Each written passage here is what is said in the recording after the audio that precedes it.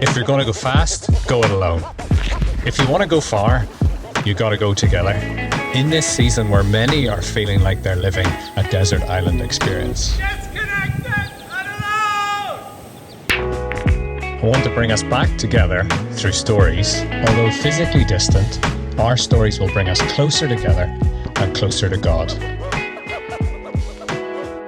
So good morning. Today we are with Monika Paul doing Desert Island Reflections. Just a few little things about Monika that I was very interested to know about, and I was very glad I had done my cleaning before she arrived because she likes very clean toilets in her house. I know this to be true of her actually because I've had that experience. She also finds that she giggles at inappropriate times and even at a funeral once. Oh my goodness. Looking forward to hearing more and hearing your story now, Monika. So tell us a bit about yourself, Monika. Tell us a bit about your story so far. So are you working or are you studying or? At the moment I'm studying full time and I'm studying nutrition in Athlone. It's a 4 years degree and I just finished second year. I also work part-time in hospital. What drew you to study that area? I was always so interested into healthy eating. So since now we can all see on social media how it is so influencing people that you should eat this, eat that. So because I work in a hospital and I see sickness,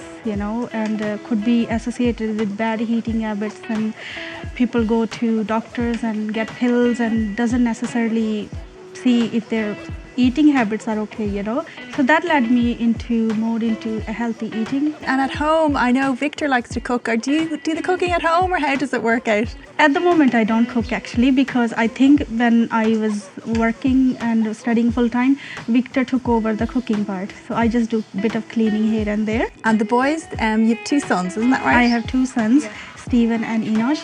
Enosh is in school, he's in second year. Stephen finished Living Cert, so he's exploring his life. Do they like to cook as well? Is that important to them? Stephen recently became a brilliant cook actually.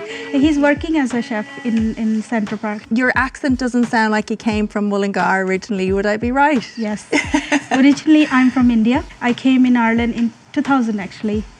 And when I got married to Victor. Your story of coming to faith and how your faith became alive to you, tell me a bit more about that. I was always drawn to God because my grandfather, he was an elder in our church, but he used to put psalm hymns in church out loud in a speaker so whole colony can hear that. So through those psalm hymns, I actually, developed my relationship with God, that he's my father and I can express myself to him. Then one day I was in school. So a bunch of Chinese people, they came and they were handing over those small gospel books to people. And they hand me, there was a beautiful Chinese little woman. She handed me book of John. It was a small 15-20 pages animated book.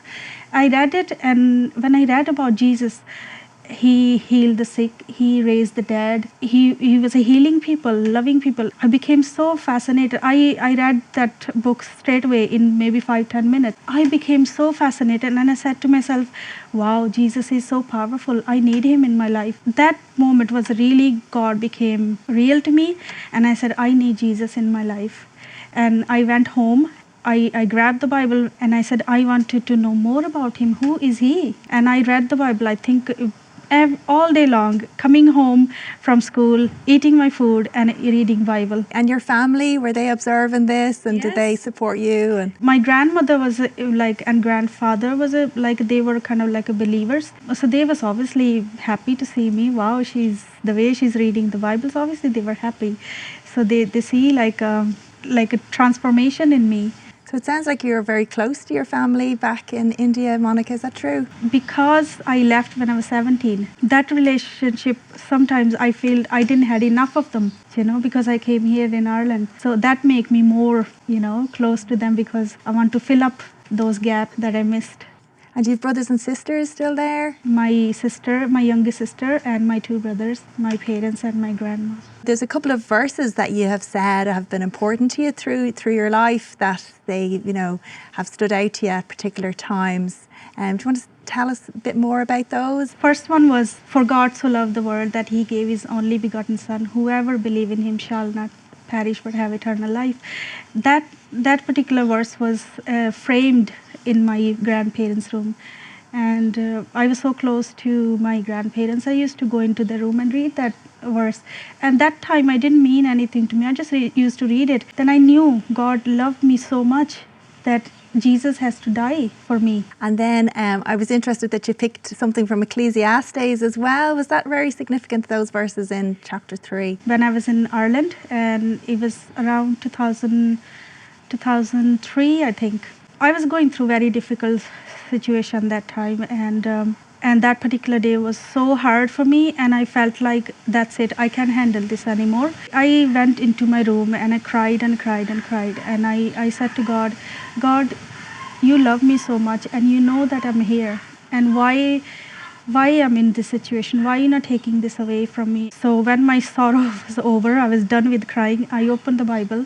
So randomly I opened the Bible, and that chapter came, Ecclesiastes 3, and everything has a time. Straight away I felt so significant about that. Everything has a time. But what stood out to me was verse 4. There's a time for weeping and time for laugh. So that has a huge impact on me that day, and that brought me to a waiting level. That yes, God said to me, you're weeping at the moment, but there will come time that when this reason will be gone, that situation will be gone, and you will be laughing. And He gave me patience to, He changed my attitude towards the whole situation. So I was able to go through each day. And then a psalm as well, Psalm 91, was significant? When virus hit, and I was full-time in college, and everything, we all know everything has to shut down, but I have to work, and I was working in a hospital, and I worked so closely with patient, and I was a little bit scared. I said, oh God, now I have this whole virus, and we didn't know what to expect, what's going to happen. I asked the Lord, I said, Lord, I have to go to work, but I'm a bit scared. And I believe God led me to Psalm 91. Whoever dwells in the shelter of the Most High will rest in the shadow of the Almighty. That gave me huge reassurance that yes, whoever dwells in the shelter of the Most High.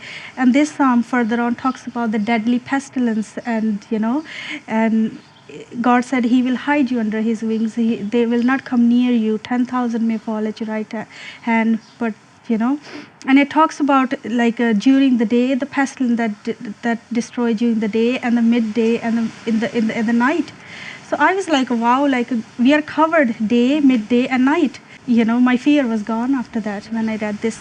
And I know this psalm is so popular, and sometimes we take these well-known scriptures on granted. Oh yeah, what's about it? But that has really became so real to me at that time. So I continued to work, and I wasn't scared.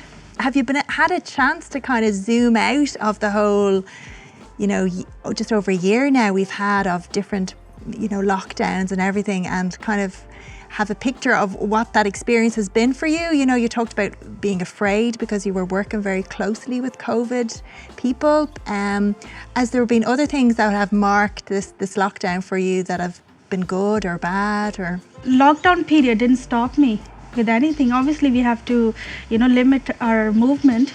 Apart from that, I was going out for a walk and everything, and we were trusting God, and God was meeting our needs, and we never felt that we were alone. This time brought us more closer to each other as a family, because you have more time to pray and spend time together and get on each other's nerves a little bit, maybe.